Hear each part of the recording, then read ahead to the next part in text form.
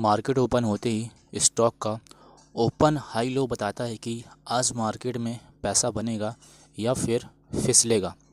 So friends, अगर आपने open high low strategy को समझ लिया तो ट्रेडिंग आपके लिए बहुत ही आसान बन जाएगी। सो आज की वीडियो में हम बात करेंगे ओपन हाई लो स्ट्रेटजी क्या होती है और कैसे इसकी हेल्प से हम एक प्रॉफिटेबल ट्रेडर बन सकें। सो चलिए शुरू करते हैं। सबसे पहले समझते हैं ओपन हाई लो स्ट्रेटजी होती क्या है। तो चलिए इसको बिल्कुल आसान लैंग्वेज में समझते हैं। अगर किसी स्टॉक का ओपनिंग प्राइस उसके हाई प्राइस के बराबर है, यानी कि उसके हाई प्राइस को वो ब्रेक नहीं कर पा रहा है और नीचे साइड जाने की कोशिश कर रहा है, तो हमें उस दिन सेल साइड के सिग्नल जनरेट हो रहे हैं और हमें सेल साइड ही जाना है। इसको एग्जांपल से समझते हैं। फॉर एग्जांपल, किसी स्टॉक का ओपनिंग प्राइस 100 रुपीज़ है एंड देन उस दिन उसका जो हाई प्राइस भी था वो 100 रुपीज़ ही था एंड उसकी जो नेक्स्ट कैंडल बनती है उसकी नेक्स्ट कैंडल का प्राइस कितना होता है, 98 पे चला जाता है। तो कहने का मतलब ये है कि उस पार्टिकुलर दिन वो स्टॉक ऊपर साइड ना जाने की बजाय नीचे साइड जाने की कोशिश कर रहा है, क्योंकि इसमें सेलिंग प्रेशर बहुत ज़्यादा है, इसमें सेलर्स बहुत ज़्यादा एक्टिव है। तो अगर हमें किसी भी दिन किसी स्टॉक का ओपनिंग प्राइस उसके हाई प्राइस के बराबर दिखे तो हमें उस दिन सेल साइड की पोजीशन बनानी है। इसी के अपोजिट अगर हमें बाय साइड जाना है तो उसमें क्या कंडीशन होना चाहिए। तो फ्रेंड्स, उसमें अगर किसी स्टॉक का ओपनिंग प्राइस 200 रुपीज़ है और उसका उस दिन का लो प्राइस भी 200 रुपीज़ है, तो उस पार्टिकुलर दिन वो स्टॉक नीचे नहीं जाना चाहता है, क्योंकि उसमें बाइंग प्रेशर बहुत ज़्यादा है और उसकी जो नेक्स्ट कैंडल बनती है वो कहीं ना कहीं 205 की बनती है। तो उसमें बाइंग प्रेशर होने के कारण वो स्टॉक ऊपर साइड बाय साइड के सिग्नल जनरेट कर रहा है और उसमें हमें उस दिन बाय साइड के ट्रेड ही प्लान करने हैं। ये हो गया मेन आपका कॉन्सेप्ट। अब बात करते हैं ये स्ट्रेटजी वर्क कैसे करती है। तो आपको बहुत ध्यान से सुनना है, क्योंकि ये स्ट्रेटजी अधिकतर लोगों की फेल भी हो जाती है। कई लोग कमेंट करते हैं कि सर ये स्ट्रेटजी कभी कभी वर्क नहीं करती। तो मैं आपको एक बात क्लियर कर दूं कि यहाँ पर जितनी भी स्ट्रेटजी अवेलेबल है मार्केट में, उन सारे स्ट्रेटजी की एक्यूरेसी 100% नहीं होती, बट कहीं ना कहीं आपको कुछ पॉइंट्स का ध्यान रखना होता है जिससे आपको ज़्यादा से ज़्यादा अच्छे रिजल्ट्स मिलें। तो इसमें आपको कुछ बातें बहुत ज़्यादा ध्यान रखनी है जो मैं आपको बता रहा हूँ।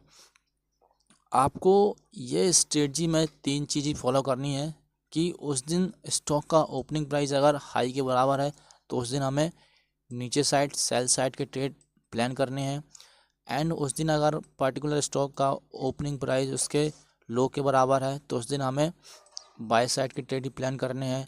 और सबसे इम्पॉर्टेंट बात, आपको ओवरऑल जो मार्केट का सेंटीमेंट होता है, यानी कि हमारी जो मेजर इंडेक्स है, निफ्टी हो गया या बैंक निफ्टी हो गया, उस दिन हमें देखना है कि ये पार्टिकुलर इंडेक्स किस साइड मूव कर रहे हैं। अगर ये मेजर इंडेक्स आपके बुलिश साइड जा रहे हैं तो हमें उस दिन बाय साइड के ट्रेड ही प्लान करने हैं, बिकॉज हम मार्केट के ट्रेंड के अगेंस्ट जाएंगे तो लॉस ही करेंगे।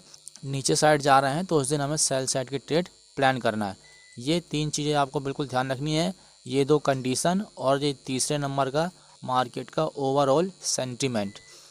अगर ये 3 चीज़ आप बिल्कुल याद रखोगे तो आपको ओवरऑल अच्छे रिजल्ट्स देखने को मिलेंगे।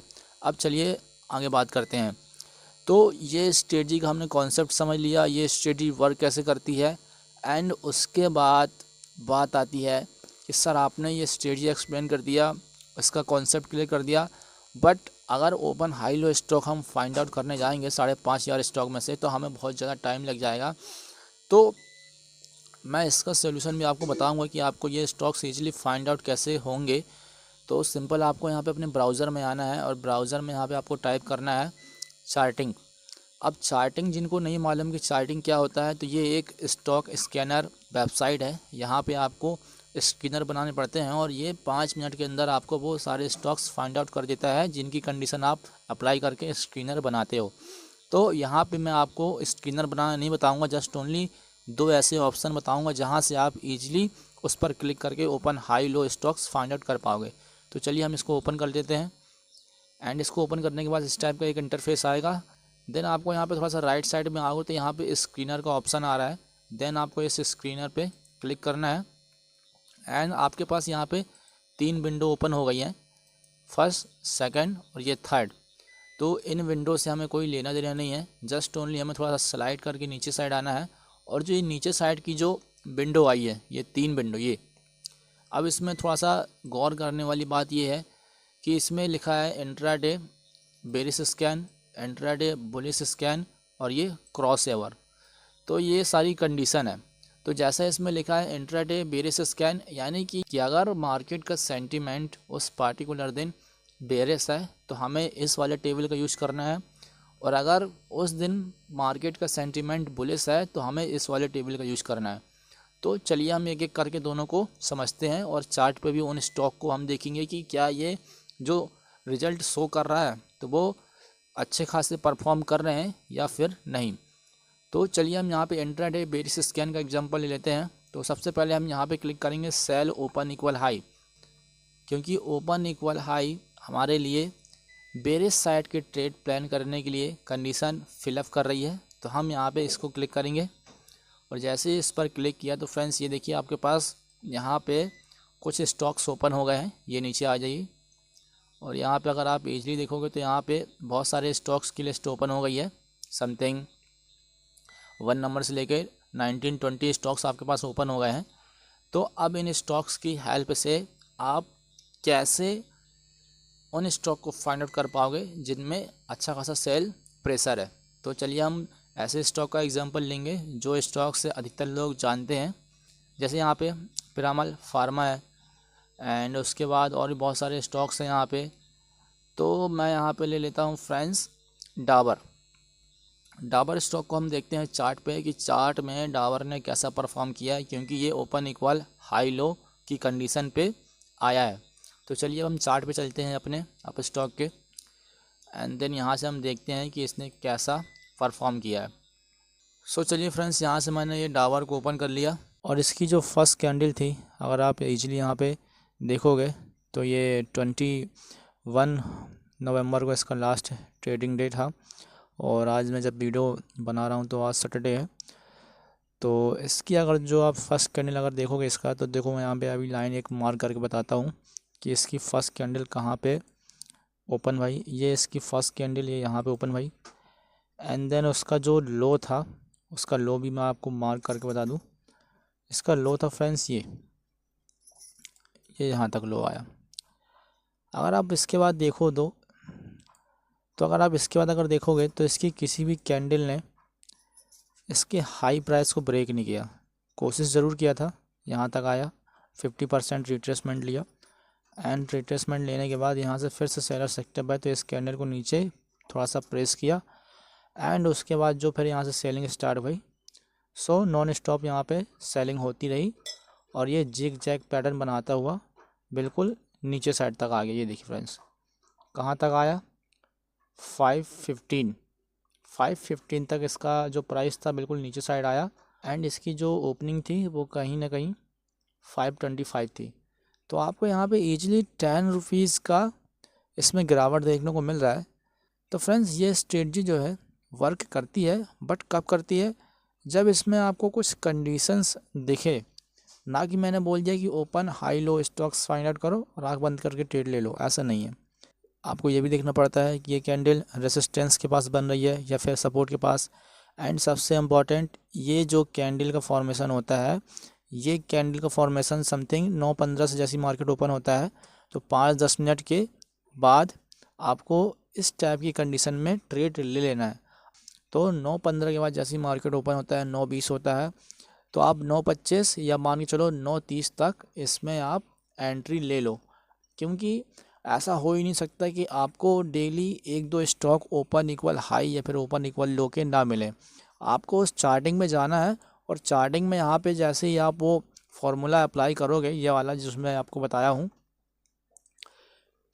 ये ओपन इक्वल हाई वाला, तो अगर मार्केट का ओवरऑल सेंटिमेंट बेरिश है तो आपको ये वाला फार्मूला यूज़ करना है, और मार्केट का ओवरऑल अगर सेंटिमेंट बुलिश है तो हमें यहाँ पे क्लिक करना है। तो अभी मैंने आपको ओपन इक्वल हाई का एग्जांपल एक्सप्लेन कर दिया कि डाबर ने वहाँ पे कैसा परफॉर्म किया, और ये ओपन इक्वल हाई में बिल्कुल फिट बैठा है ये स्टॉक। एंड उसके बाद मैं यहाँ पे ओपन इक्वल्स टू लो में क्लिक करता हूँ। यहाँ पे देखते हैं कौन से स्टॉक्स आ रहे हैं। तो फ्रेंड्स अगर आप यहाँ पे देखते हो तो यहाँ पे एक स्टॉक ओपन होके आया है मैक्स हेल्थ केयर का, और यहाँ से हम चार्ट में इसको समझेंगे कि चार्ट में इसने कैसा परफॉर्म किया।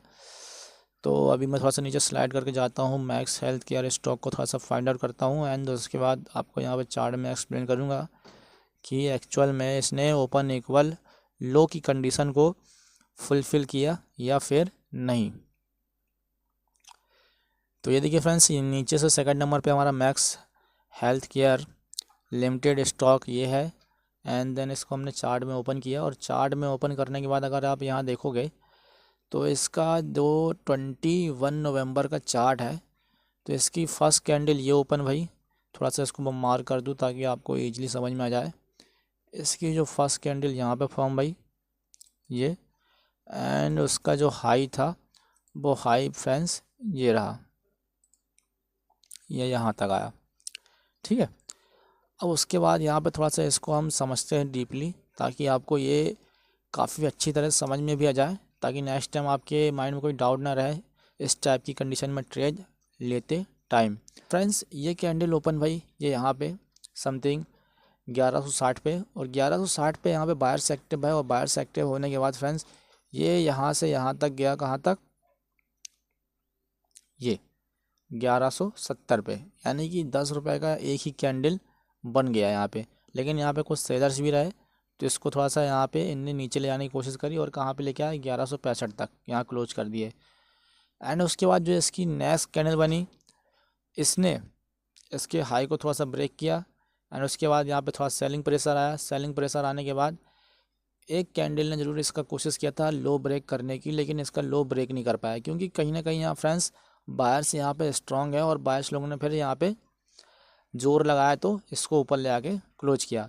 काफ़ी कैंडलों ने इसका लो ब्रेक करने की कोशिश करी लेकिन कर नहीं पाया। ओवरऑल मार्केट यहाँ से समथिंग 10:30 बजे बूम करके ऊपर चला गया। ये देखिए फ्रेंड्स, ये उस दिन इसमें बुलिश साइड ही मूव होता रहा पूरा दिन और अच्छा खासा इसमें मूवमेंट देखने को मिला। और इसका जो लास्ट प्राइस है वो कहाँ तक गया, 1183, यानी कि इसका जो ओपनिंग प्राइस था वो 1160 था और लास्ट प्राइस इसका कहाँ गया, 1183। तो समथिंग आपको 23 रुपीज़ 23 रुपये पूरे इस स्टॉक की मूवमेंट में देखने को मिल गए। लेकिन मेरे को ये मालूम है कि आप 23 रुपीज़ पूरा कैप्चर नहीं कर पाओगे, बट 23 में से 10 रुपीज़ तो कर ही सकते हो, मिनिमम 50%। तो आपको ये कंडीशन देखनी है दोनों में, जब मार्केट बेरिश हो तो ओपन इक्वल हाई और जब मार्केट बुलिश हो तो ओपन इक्वल लो। तो फ्रेंड्स मैंने आपको दोनों एग्जांपल विद चार्ट के साथ एक्सप्लेन कर दिया कि कैसे ये स्ट्रेटजी वर्क करती है। बस इसमें आप कुछ चीज़ें ध्यान रखिएगा ताकि आपका ये सेटअप फेल ना हो।